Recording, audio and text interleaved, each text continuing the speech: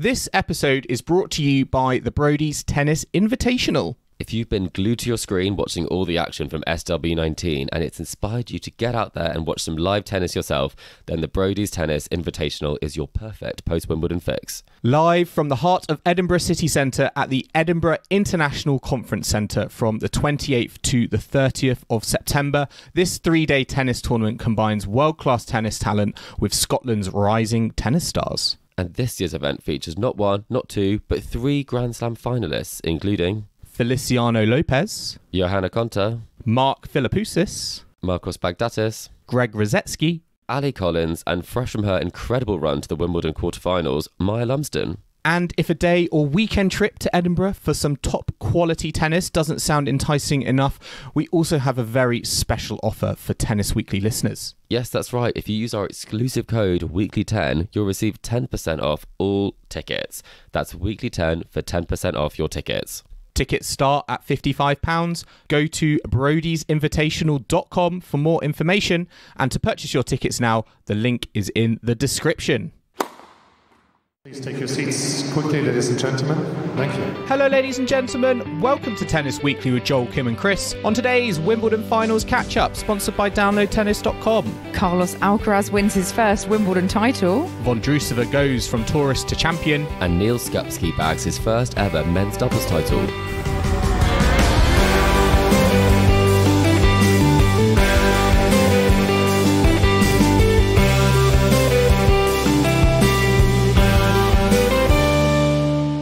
Kim, Chris, today is the 16th of July and we are here to catch up on the finals of Wimbledon. Marketa Vondrousova and Carlos Alcaraz are your singles champions. There's been British success as well. Neal Skupski in the men's doubles, Henry Searle in the boys singles, and Reid, Alfie, Hewett in the wheelchair men's doubles as well. So there's a lot to talk about. We're going to be revealing our collector set winner as well. But first, we've got to talk. We're back as a three. The men's final has just happened. How are we doing? Have we all been able to exhale after that truly epic 4.5 hour duel? I'm not sure I'm ready. I think I need some group therapy because I cannot believe what we just witnessed on centre court. I don't know about exhaling out. I screamed when Alcaraz won because I was just... It got to the point where the nerves and the stress watching it were building to a high, and I thought, can he do this? Can he get over the finish line against Novak Djokovic? I was just waiting for the Djokovic comeback that didn't happen. I was in my head sort of formulating the Twitter meme of like Novak Djokovic won this match with an image of the scoreboard, and maybe it was like 40 love Carlos Alcaraz a game away. But no, it did not happen, did it? No, and he didn't seem as surprised as we all were. I think when he was interviewed afterwards, he seemed to be like, yes, it's been great. I've won Queens and I've won Wimbledon. I'm like, no, you've won. No one wins Wimbledon except for 4 players. 4 players in the last 20 years. I mean, the last time someone who wasn't the big four won Wimbledon, Carlos Alcaraz, wasn't even born, which just goes to show that the magnitude of his defeat and of his victory, and Djokovic's defeat, the first time in 10 years he's lost on centre court. So this was not an ordinary win by any means. This was absolutely stunning, especially after that first set. And I do enjoy, before we all kind of gorge into the action, I do enjoy, Chris, because me and Kim, we're watching from the comforts of our own home, but you are thinking about the tennis next week as well as having a little bit of an eye on centre court. Well, yes, I'm actually at Boston for the tennis tournament that's starting, as I call it, the Casper Ruud Open, at 2:50 on clay, just after Wimbledon, so you can guarantee that he will be here. But I've been watching, I've been live streaming at the moment. Are you really desperate to ask him how were the weekend concerts? I'm impressed. I think he's been asked that a few times, Joel. I think we don't want to fall. We don't under need to ask same, it again. Yeah, okay. We've got something a bit different, like ask his views on, I don't know, like an Elton John for you, maybe. Did he go to Elton John? That would keep you happy. Oh, yeah. What's next on the gig? Year. What's next on the gig calendar after the weekend? That's what I want to know. Exactly. Yeah. So please do send us your questions if they're better than Joel's. Did he get Taylor Swift tickets for next year? Yeah. He was in the queue for a long time. Oh, yes. I mean, listeners, yes, we are hopefully going to get some time with Casper Ruud and Andrei Rublev later in the week. So if you do have any questions genuinely for them, let us know through social media or on email, tennisweeklypod@gmail.com. But we are going to be talking about the tennis today, aren't we, guys? Carlos Alcaraz versus Novak Djokovic in the men's finals. A lot of celebrities there as well. We unfortunately weren't able to get access, but yeah, we were very much kind of glued to our screens all afternoon, weren't we? I don't think we've got celebrity status yet. I mean, we're not really on a par with Daniel Craig, Brad Pitt, Hugh Jackman, Stormzy, I think, was there as well. So very exciting. All week we've seen celebrities. I saw Emma Watson was there, Lewis Capaldi was there yesterday, across both finals. Yeah. I think it's definitely a case. There's been royals, there's been celebrities, but Tennis Week has not infiltrated the finals just yet. I'm always interested when they show the celebrities, like who made it into the royal box and who didn't make it into the royal box. To me, that's the big question because, I think, so, for example, like Brad Pitt wasn't in the royal box. Hugh Jackman, he was in what, Novak Djokovic's player box. So they're all about, I just assume like they're all going to be fitted into the royal box somehow, but they're all dotted around centre court, aren't they? I think there was too much royalty in the royal box for them to have space today because we had King Felipe of Spain and then we had the Prince and Princess of Wales and Prince George, Princess Charlotte, who I'm sure both of them were supporting Alcaraz. I think they were quite chuffed when he won. And they got to meet him afterwards, which was really sweet, I thought. Super nice. But I think the lesson here is do whatever you can to get a seat, whether you have to be in a player box, if you have to work as the janitor, do what you can to get in there because with all those celebrities, it's hard to get one of those tickets. Yeah, and what a match they were treated to, however they managed to get hold of the ticket because we did have a 5-set thriller. It didn't look like it was going to go that way after the first set. 6-1 to Djokovic. It was pretty one-sided. I was getting quite worried that this was going to be a real, annihilation. Was it going to be more stress cramping from Alcaraz? I thought, is he just not able to cope with playing Djokovic at a Grand Slam?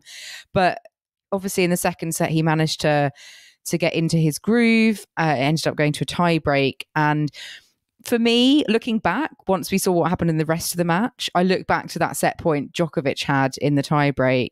If he'd have got that, he would have been 2 sets up. And you've got to think he would have gone on to win had he taken that. It felt like a really big moment, and it was a surprising moment that you felt that Novak Djokovic would have been aware of how big that point was. Because to me, throughout the match, there was almost too many regulation misses in terms of his, particularly on the forehand side. I don't think it was like particularly firing. And although this match, I think, was a 5-set thriller, and drama to me was there in abundance and really captivated the crowd, do I think this was a technical showing of their best tennis? I would probably say no. I think we've seen Carlos Alcaraz play better tennis more consistently. I certainly think we've seen better tennis from Novak Djokovic, but in terms of drama, it really did live up to the billing. I think the drama in part was related to some of the umpire getting involved because in the second set tiebreak, he did give Djokovic a time violation. And we also saw later on Djokovic arguing about needing more time because, the players don't get given the towels anymore by the ball kids. They have to go and walk to the towel. So he was arguing that he should have more time before the clock started, before serving.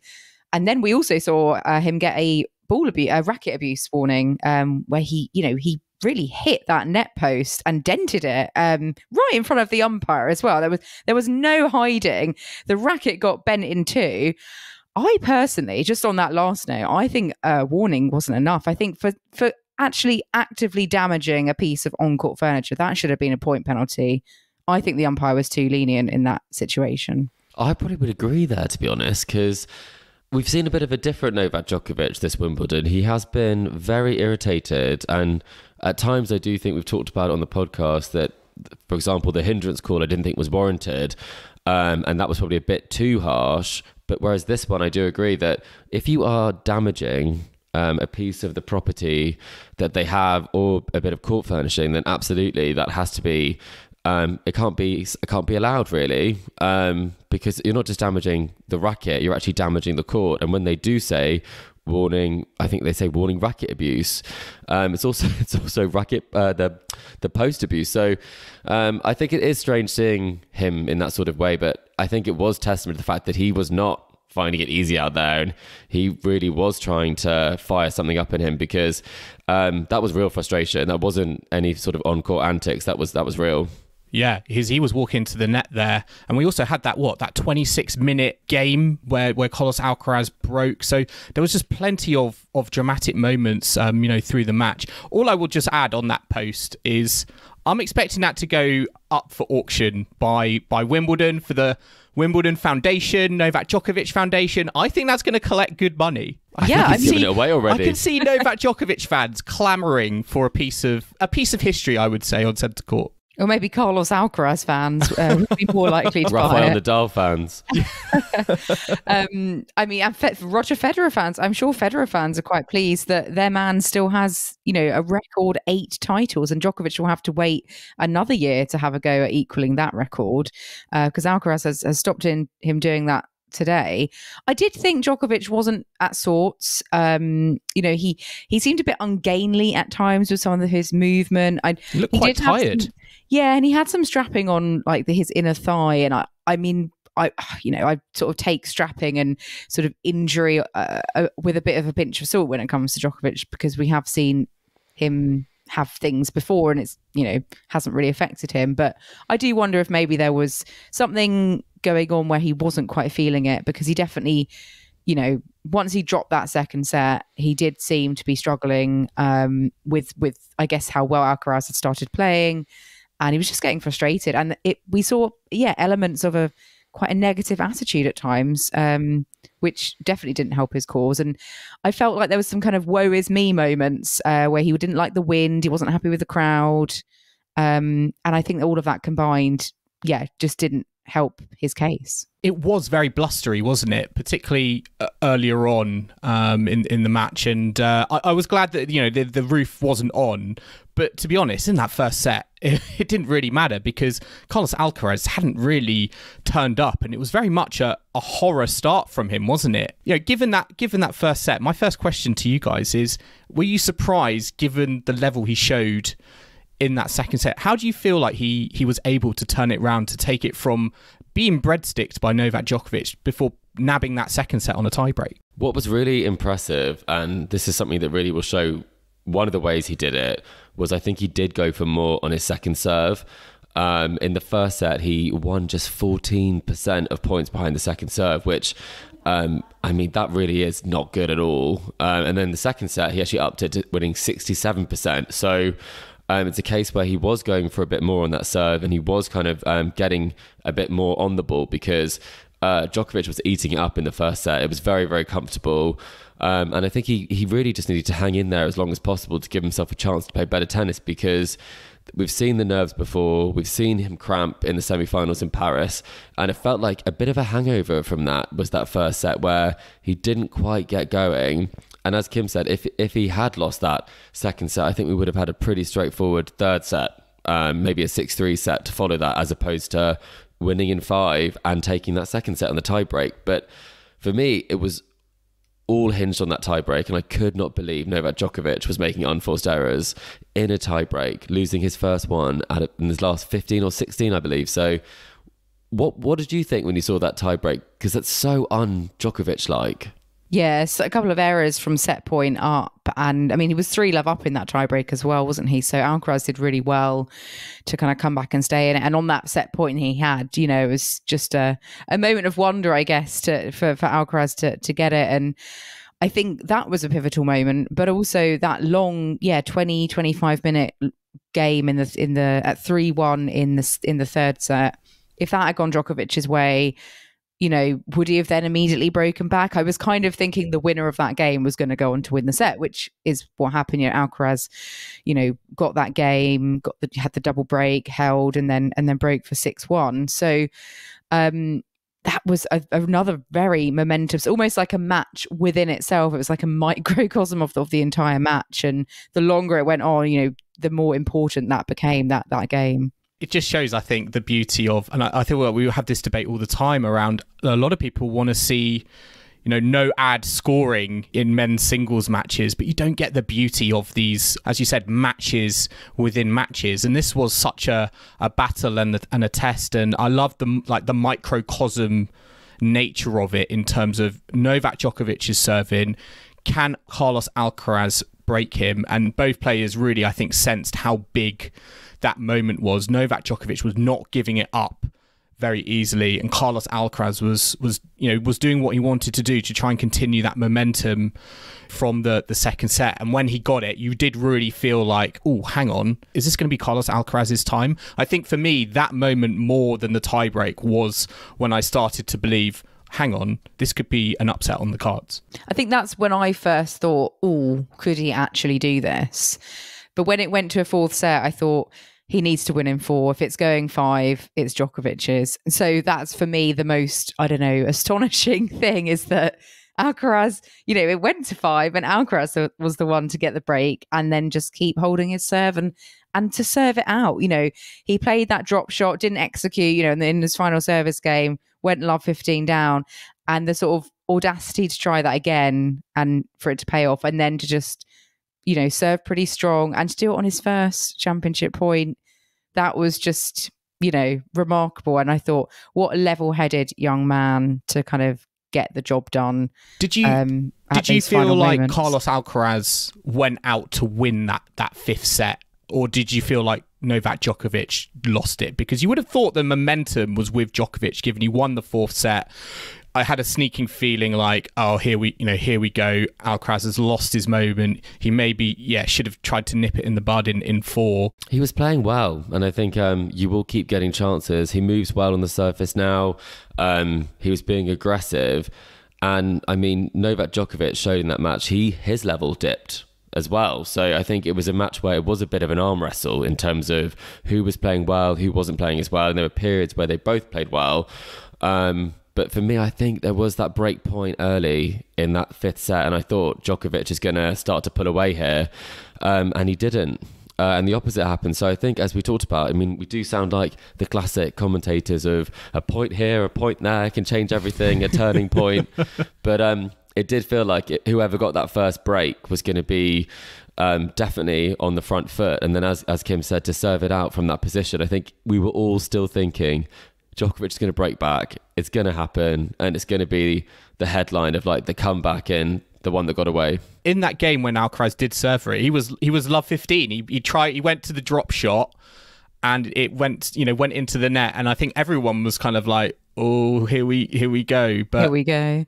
I just loved how fearless he was in that moment, because we've seen decision making go awry from other players who've been in a similar situation, and it's just gone against them. But I loved how he just didn't let that moment eat at him and got on with it. He found some first serves, and I think that was really, really important when, Novak Djokovic was not missing on the return, but he just did so well, I think, to close it, because the more that would have gone on, the more you just sensed if Djokovic had broken there, it would have been game over. He also found the volley, didn't he? I think yes. One of the things that we were talking about was Carlos Alcaraz on grass. And it's this idea that all these aspects he's added to his game, and he said he was surprised he's playing so well on grass. And when he moves forward, it just looks so natural. And some players, I mean, this might be a bit harsh to Andy Roddick because I do really like him, but at times he'd be a bit stranded at the net. And today Djokovic was a bit stranded at times at the net. But Alcaraz wasn't really. He kind of had a really good instinct. And especially if he knew he was a bit nervous off the ground in that final game, he did keep pushing forward. So I just think it's just so impressive. He's done it on grass before he's done it on clay. Because I didn't think that was on my bingo card, that he would win Wimbledon and maybe not the French this year. So I don't know, was that a surprise to you? I mean, is that a testament to, the changing nature of grass courts? I know we talk about grass courts are getting slower, the bounces are getting higher. Do you think Carlos Alcaraz winning Wimbledon adds evidence to that point of view? The US Open's a very quick slam in terms of the ball speed. Yeah. It's a different sort of slam. It's not, they say, the quickest compared to grass, but it does keep very low. And I do think there's probably something to be said that we talk a lot about his clay results, but he's now won 2 slams that aren't on clay. So it's more about the other surfaces might be changing. But when it comes to to Wimbledon, you aren't able to control how it will bounce that year. It's very weather dependent. So we'll have to see how many Wimbledons he wins and how much sun we've had. I mean, if he's done it now against, you know, a 7-time champion at such a young age, you've got to think he's definitely got several more Wimbledons in him, and he should, in theory, win on all four, at all four Grand Slams. He's already done it on 2. He's 2 from 2 in major finals, which is, you know, fantastic. And I mean, he's the 3rd youngest man to win the Wimbledon title. Only Boris Becker and Bjorn Borg have done it at younger ages. It's just, even Rafa didn't win it this young. You know, it took him 3 finals and he was about 22. So he's exceeded that as well. Is this a changing of the guard between Novak Djokovic and Carlos Alcaraz? Because you sense, you know, these obviously players from different generations. You know, Djokovic hadn't lost on this court for over a decade. Andy Murray was there. He was watching. Do you sense this moment is now, it's Carlos Alcaraz's time? I think it has to be. I think for so long, we were very much, and even up until that French Open semi-final, I think we were sort of pretending that Carlos was number one in many ways, when Djokovic hadn't played so many tournaments or the big matches or been in the mix because of the fact he was absent. And it felt like he was still the pretender. Yeah, because he hadn't won a slam where he'd beaten Novak Djokovic. So that number one seeding at this Wimbledon did feel a little bit off. Obviously, it's been proven to be absolutely right. They were 1 and 2. But for me, it does really symbolise that this is one where he's done it against Novak Djokovic for the world number one ranking. He now holds 2 of the Grand Slams. He very much is the world number one. So I think it does symbolise that there is a balance shift, maybe not a full changing of the guard. I think Djokovic has got more slams in him. I don't see this as a sudden decline, like he's not going to win another slam. And I think he may well beat Alcaraz in a future slam. But I think this means that, you know, Alcaraz absolutely deserves to be world number one. You know, this was also, they were playing to decide the world number one ranking, because if Djokovic had won today, he would have reclaimed it back. I think they are obviously far and away the top 2 players on the tour, and the rankings and the current Grand Slam, you know, holders. It reflects all of that. I think Alcaraz is in a great position, because if you think about it, in the next few years, it's likely that Djokovic will retire. And is there another player at the moment that's going to take that kind of mantle?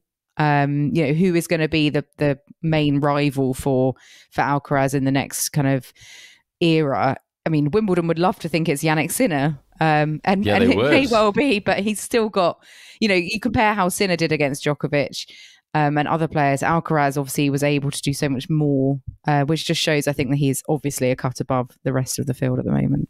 Yeah, it definitely feels both these players are playing tennis that is levels above the nearest competition. And who knows, you know, maybe, you know, for the rest of the season, it's just going to be it could just be the Novak Djokovic, Carlos Alcaraz show, you know, up to and including the US Open. And I'd love to see it, you know, continue. We saw it at the French Open. I think personally that was a little bit of a false start, a little bit anticlimactic, but certainly I think this lived up to the billing, and I hope it continues for the rest of the season. Kim, I've got to ask you, you know, you're a Rafa fan. What do you think's going through Rafa's head in terms of seeing Carlos Alcaraz winning at Wimbledon, you know, fellow compatriot, the King of Spain as well, watching on? I saw Rafa post afterwards on Instagram. My Spanish, I'm not going to lie, is not particularly great, so I'm not really sure what he said, but what do you think was going through his head? Oh, I haven't looked on my Instagram yet, so I'm a bit behind on the socials. Well, I think Rafa would just be absolutely chuffed for him. I mean, you know, he's not someone who's going to be like, oh, I didn't do it at age 20. You know, he's just genuinely going to be so pleased for Alcaraz. Like, he's the future of Spanish tennis. He's learned from Rafa. He grew up, you know, watching him and being inspired by him, and other players obviously as well, Federer and what have you. So I think Rafa will be chuffed.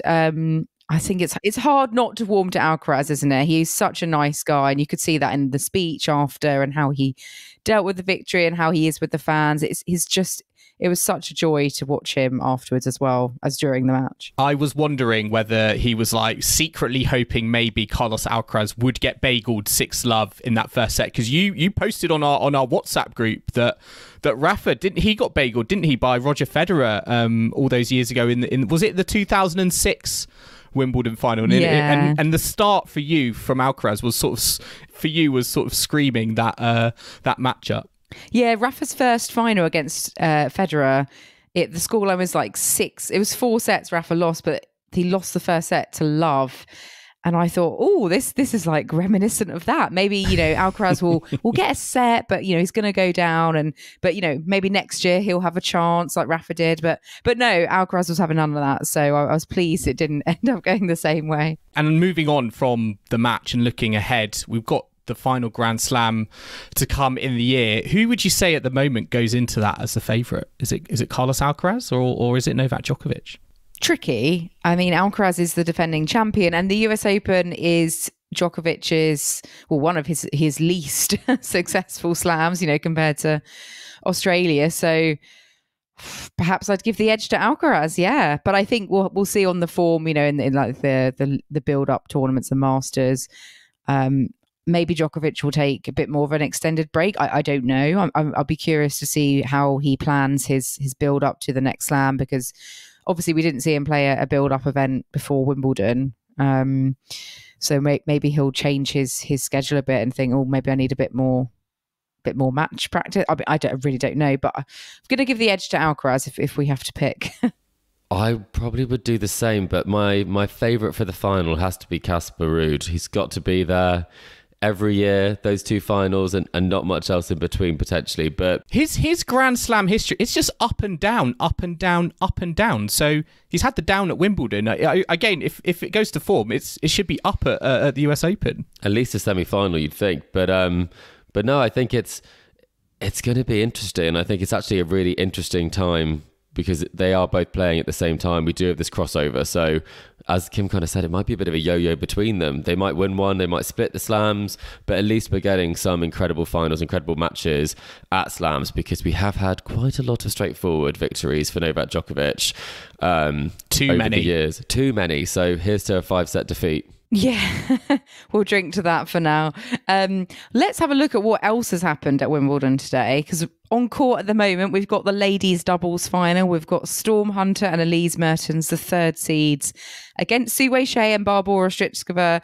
I mean, really, they should also be seeded. They're unseeded because they're kind of coming back. Strycova's obviously come back from having a baby. At the moment, seems to be going into a tiebreak in the first set. They've had a long old wait, haven't they, for the men's final to finish before getting on court. But earlier today, as Joel mentioned earlier, we had a British champion. Henry Searle became the first British player to win the boys singles since 1962. Crazy. It's over 60 years. And he was unseeded as well. He's had to come through a load of seeded players to win the title. He beat, I think, a Russian player today, 6-4, 6-4, to win. And he's only 17. So actually, he'll be going on to the adult tour soon. So this is a fantastic start for transitioning, I guess, onto the adult circuit. Yeah, I'm really excited to see a new prospect potentially come onto the tour. I know it doesn't always necessarily be a smooth transition from boys and juniors events into the main tour proper. But again, really, really excited, really, really chuffed for Henry to see how he does. The only thing I'm a little bit gutted by was the boys singles final was on at the same time as the gentlemen's singles final. So almost this sort of historic news, I think, was a little bit lost given the drama that we were seeing unfold on centre court. Yeah, it was a bit of a shame that it clashed. I think they used to do it like earlier in the day, because I remember watching the juniors before the main action. It was on a different court, but they used to, I think, do it earlier. But regardless, Searle will be pleased to have, made history. I did enjoy also, Kim. You said he's the first Brit to win the boys singles title since 1962, and the player who did that in 1962 was a fella named Stanley Matthews Jr. And Stanley Matthews is a very famous English footballer, and his son won the Wimbledon boys title, so must run in the family. But a long time coming, perhaps arguably maybe a bit too long in terms of British tennis and their hopes and ambitions for their home slam. It's not just all the other titles, but the doubles boys titles as well. Joel, that's what the doubles, exactly. That's what we've just been focusing on the last 40-50 years. But really nice to see talent coming through in the junior events as well. Yes, exactly. Let's take a very quick break now. We'll be back in the second half looking at all the action from the ladies' final and all of the other finals from the weekend. Plus, we'll be revealing our collector set champion as well. So do not go anywhere.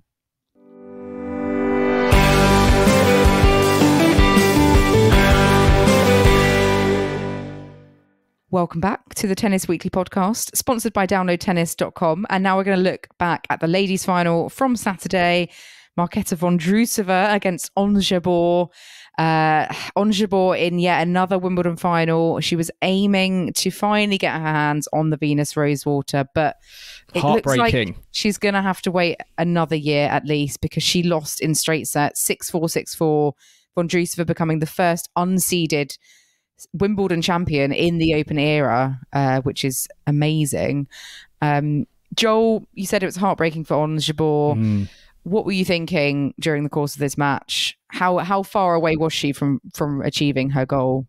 Yeah, it was tough to watch at times, particularly I think in the ceremony afterwards. She said it was the most painful loss of her career.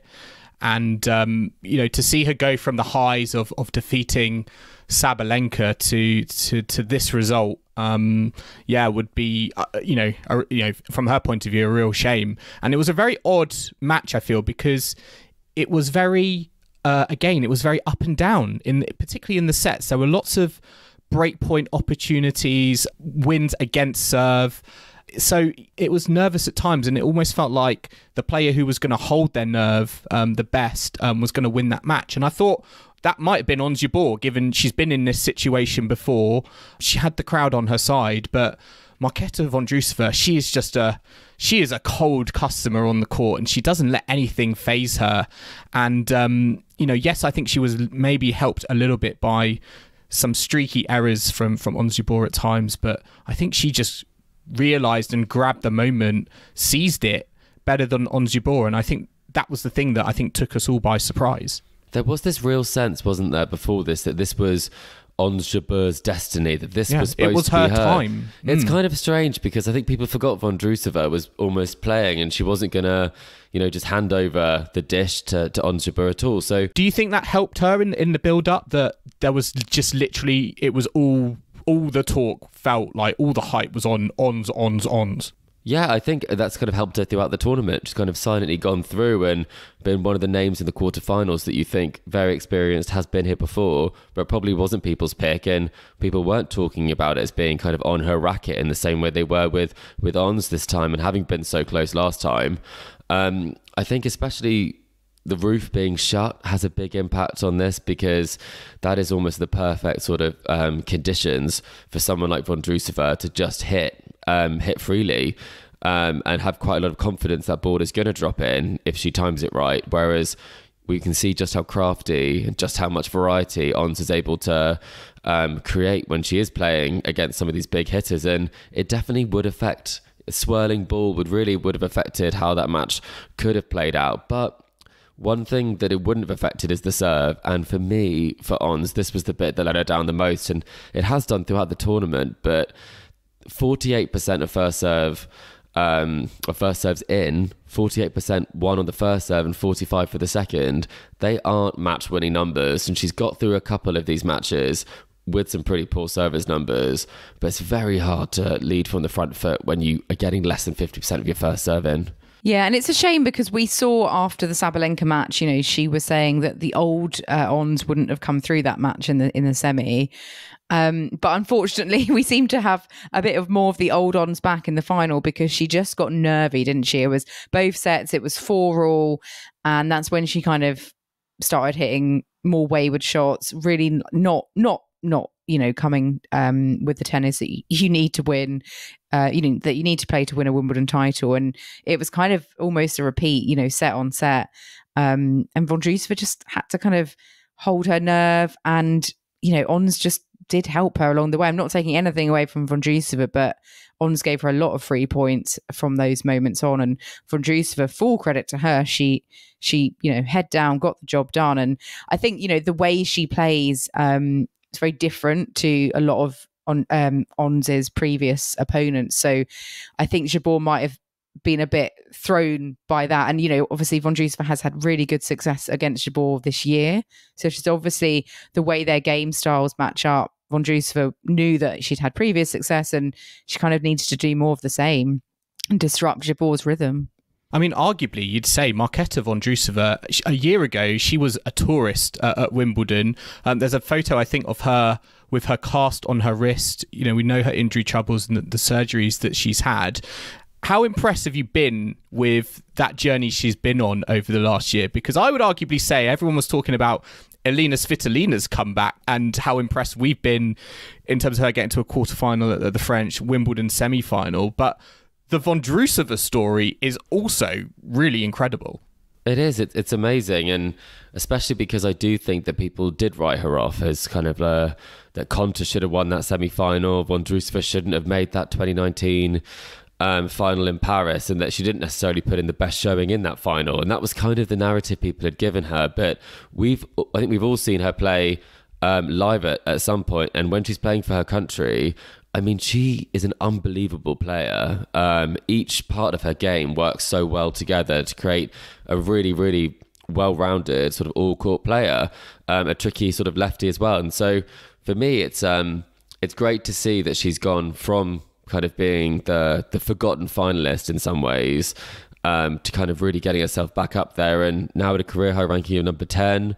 It'll be interesting to see, and we hope this won't be kind of another single slam winner from a single slam finalist. Well, I need to be the person who asks that question on the podcast. Is she a double specialist? No, sorry, that's the other question you asked.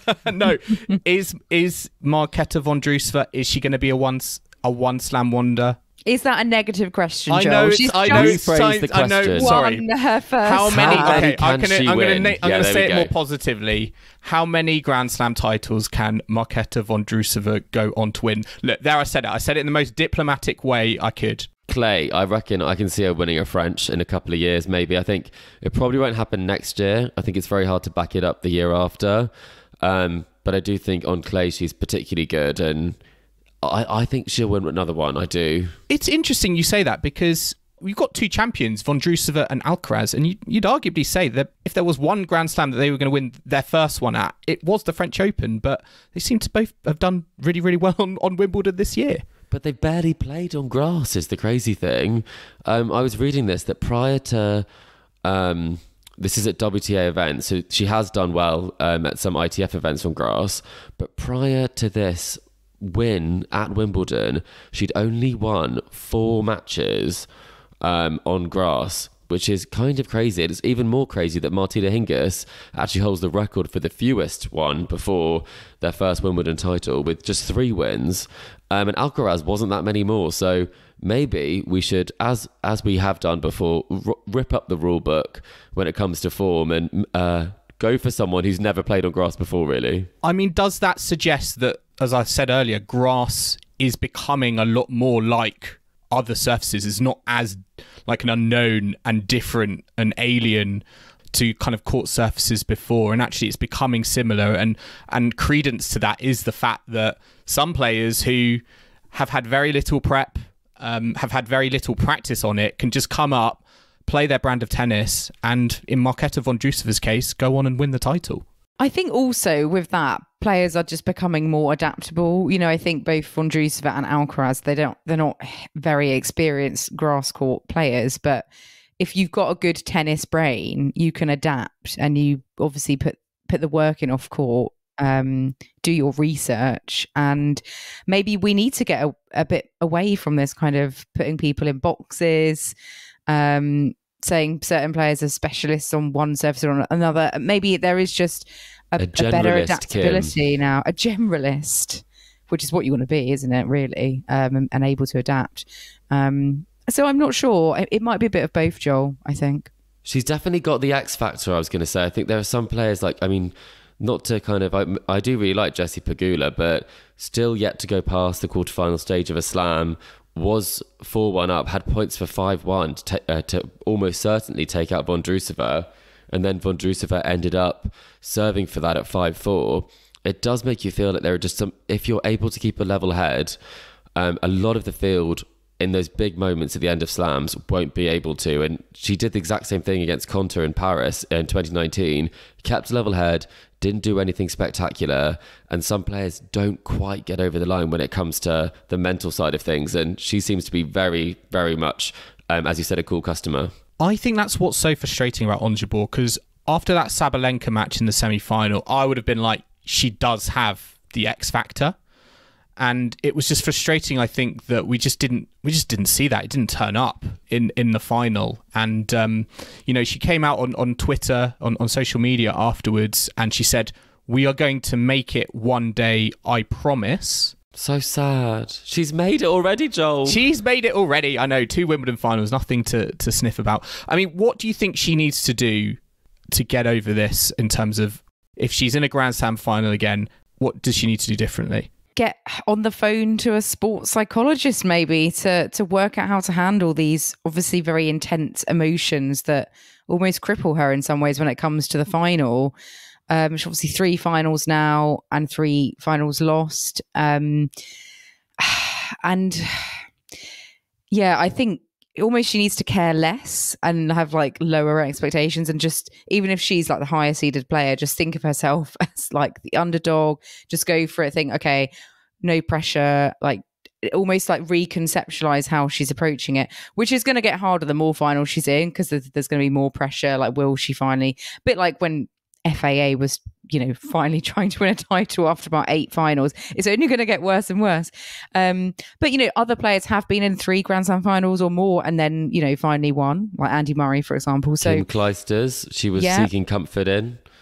And it does feel like, don't you just think that when it comes to this and getting over the line, it doesn't actually matter how you play against players playing well. She's got to beat players who aren't playing the best tennis she's ever played. She almost has to be in that mega inspired moment, like at the US Open final, that set against Iga. They were both playing fantastic tennis, but she's got to win on the tour much more regularly against players that she should be beating. And I think that will put her in such a better stead, because she'll know she can win with her B game, or she'll know she can win if she's feeling a bit tight or not quite right. Because that's kind of what I feel like you're sort of saying, Kim, there, is that she's got to not let it feel like a Grand Slam final. She's got to focus on getting the job done in front of her. I think she needs to add Princess Kate into her player box, because she had some words to impart on Ons Jabeur after the match. She said, this was from Ons Jabeur. She said, "Same thing after last year, to encourage me to be strong, to come back and win a Grand Slam and win a Wimbledon." And I do believe it's going to be really hard, but she needs to believe that she can win. And after 3 finals, perhaps a sports psychologist is going to help her get into that right frame of mind, because it's only going to get more challenging. But I do really hope we don't see a hangover from this for the rest of the year. She did play some great tennis in this tournament, and she shouldn't be too downhearted, I think, about the result in the final. But I think it's going to take some time to get over. I think another strategy might be to, book tickets for something in the second week of Wimbledon next year, book a holiday, go and, book tickets to Harry Styles, and then, just assume you're not going to make it there, and you will. Like, maybe, book a flight to Ibiza. Yeah, go to Ibiza like Ken Skupski. Yeah, exactly. Like Ken Skupski's had to come back from Ibiza to watch Neal in the doubles final. Vondrousova's husband was looking after the cat at home in the Czech Republic. So make other plans. Assume you won't make it. You won't. Yes. Chris, you told me you've seen pictures of this cat, because there has been a lot of talk about the cat sitting, because her husband was cat sitting. Was cat yes, sitter. Indeed. Then he came and they over had to for find the final. a cat sitter for the final. Exactly. And now there is a cat sitter. The cat sitter was able to look after the cat, and now her mother will look after the cat. So it seems like it was a choice between her husband, her mother, the cat, and I also just think I'm a great cat sitter. How did I not get the call? Well, you were busy recording this podcast, Joel. you very have commitments. True. Yeah, that is very true. No, but I think the cat was an interesting choice of cat. I mean, she's quite an interesting character. She's got all these different tattoos.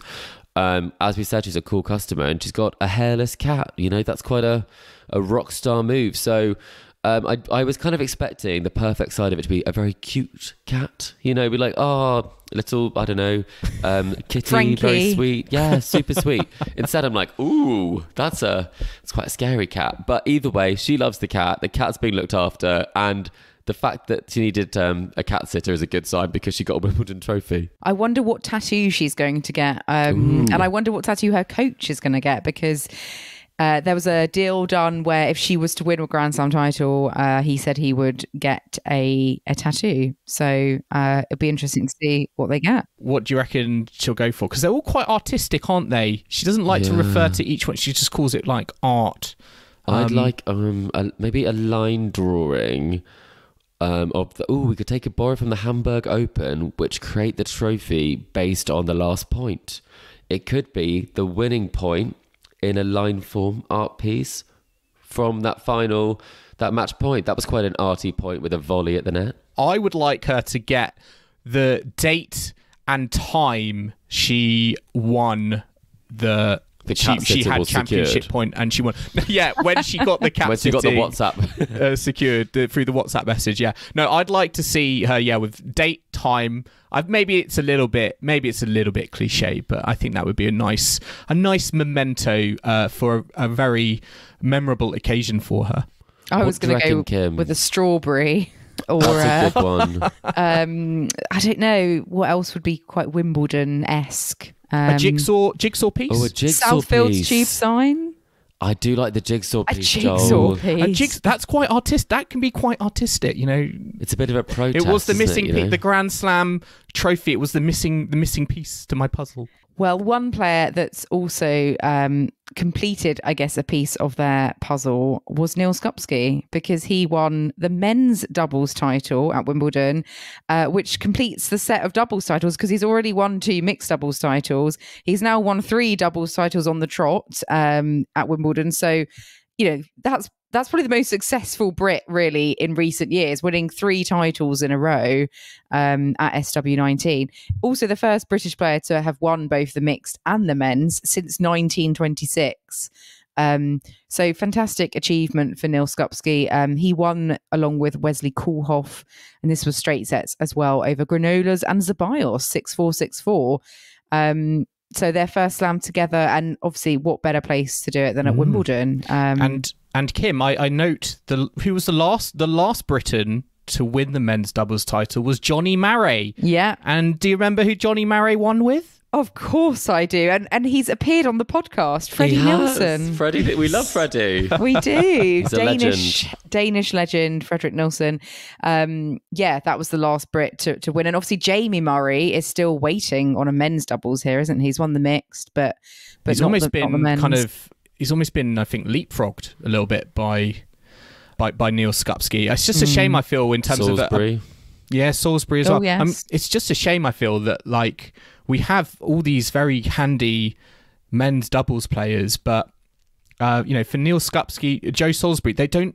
It's not an all British pairing, so it doesn't necessarily equate to when we come to Davis Cup and the men's doubles pairing. Dan Evans, maybe he should be a double specialist. Yeah, Joel. well, what exactly. do you think? He might find more success on a doubles court than he is this season. Well, I wouldn't say no to that, but I guess that's the only frustration, is that we're getting these doubles players and they're doing really, really well in these Grand Slams, but it's not in all British pairings. And from my point of view, I'm like, it's almost a tad frustrating that we can't get them to play with others. But I totally get, you know, there just might be better players available from other countries, and it's just they will one give them rubber, more chances. Though, Joel. You know, we could do with some singles players as well. It's the most important rubber, I would argue, after the 2 singles. It could keep your nation in the tie or put them in front. So I do think it is an importance. But yeah, great to see. I'd take a Wimbledon title, I reckon. Oh yeah, absolutely. Over a rubber at Davis Cup. No doubt. Well, I'm sure Leon Smith, he was obviously watching, so making some decisions.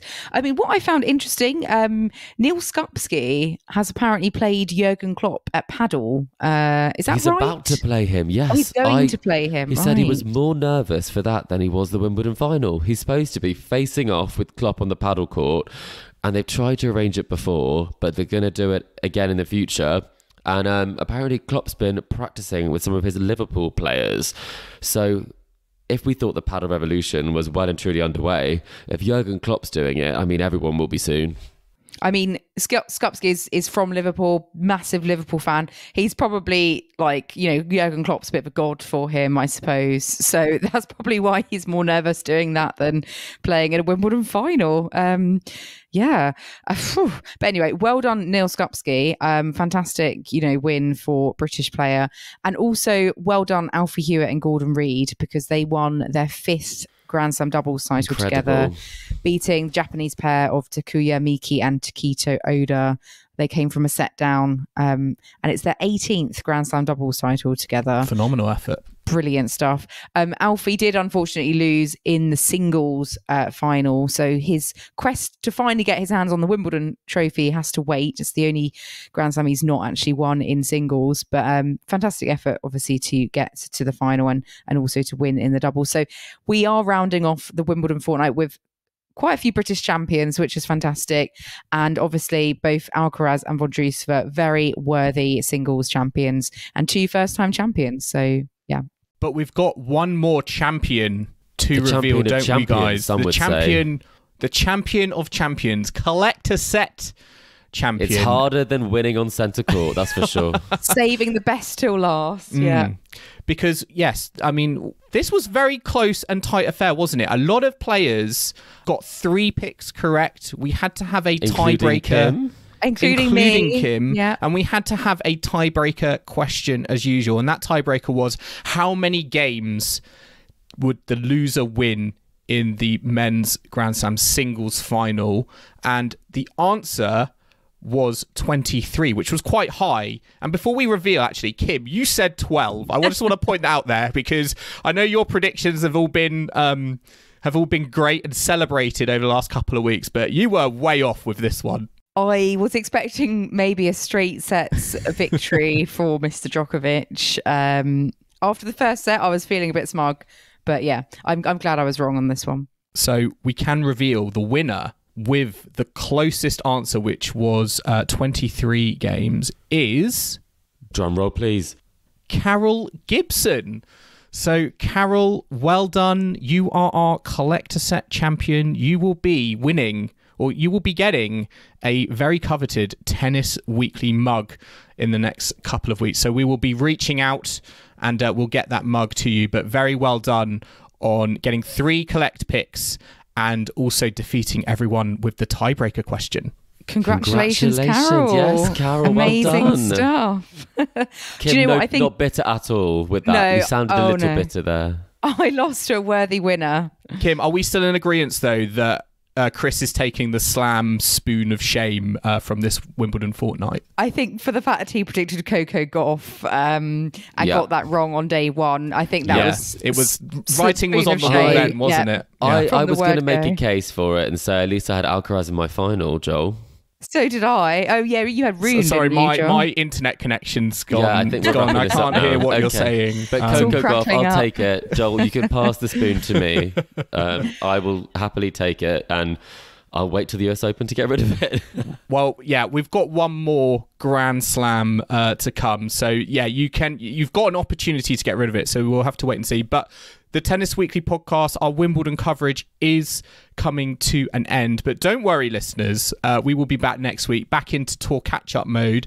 And as we said at the start of the episode, Chris is already... you are primed to go with... I think there's like 6 250s on next week, and you are at I'm covering all of them. Yes. All of them. I want to say the Bastad Open, but you told... And I've been saying that for years and years, but that's not how you pronounce it, is it? Don't be so rude, Joel. Yeah, Joel, it's awful. It's Bostor.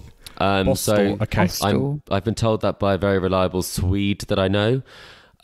So I'll be here all week, taking in some of the tennis. The weather looks like it will be not ideal. We could do with a roof. We do not have one here, but we will be coming out with an episode which hopefully will feature some of the players from this week as well as some of the action. So do stay tuned for that. I'm curious to see what one does during a rain delay in Boston. Take a jigsaw puzzle.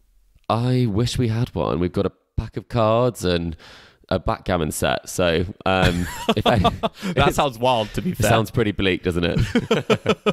But listeners, I hope you've enjoyed all of our coverage over the last fortnight. If you want to show your appreciation to the podcast, if you really enjoyed our content, then make sure to leave us a rating and review on Apple Podcasts, on Spotify. Honestly, it helps us get up the rankings. It helps new listeners find us. So if you want to show your appreciation to the show and what myself, Kim and Chris do alongside our day jobs, then that would be really, really appreciated. But we're going to leave it there. I hope you have enjoyed, for our final time, our latest episode of the Tennis Weekly podcast at Wimbledon. Remember to subscribe to us to stay up to date on all the action still to come from the rest of the year on the ATP and WTA tours. We are on Apple Podcasts, Spotify, and all major podcasting platforms out there. And if you like what you're hearing, as Joel says, please do make sure you leave us a rating and a review on Apple Podcasts and Spotify. You can also follow us on social media or email the show. We're on Facebook, Instagram, Twitter, YouTube and TikTok at Tennis Weekly Pod. Or you can email us on tennisweeklypod@gmail.com, and do check out our website, tennisweekly.co.uk. And we will be back a week on Monday at Tennis Weekly HQ, back into tour catch-up mode. So I hope you can join us for that. But in the meantime, it's goodbye from Kim. Goodbye. It's goodbye from Chris. Goodbye. And it's goodbye from me. We'll see you again soon.